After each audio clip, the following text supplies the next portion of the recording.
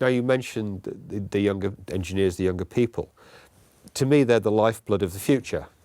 And it's important that they don't get lost in the grand scheme of things, which can sometimes happen. So to focus on them for a minute, how do we engage them in the society? I have been a professor for over 2 decades, and what I can tell you is one thing I've learned is the significance of role model. Role models are a way we communicate on a human level with each other.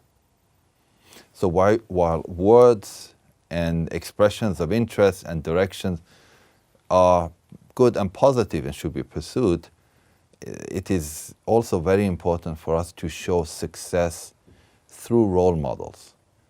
And not just one role models that are representative of the communities that we want to engage in. So give me an example of a role model. A role model would be, for me, I don't want to name the individual, but an individual who in Japan I know very well, who as a young engineer, he got involved in a big company and he had an ambition and passion for a specific technology.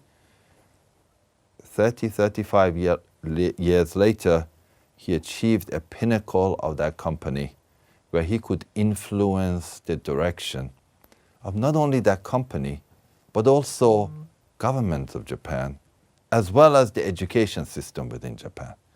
Now, people in Japan know this individual, many of them, but we don't. Individuals like that exist in our society, in our community, but we need to celebrate them, we need to put a highlight on them, and we need to show at the most senior level, mid-level, as well as up and coming.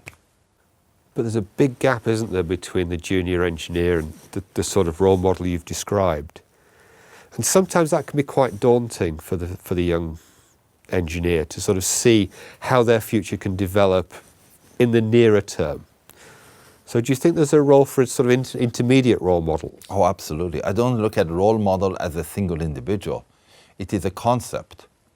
It is a concept of communication. We have to stagger and layer role models to show the younger people that they can be successful in life.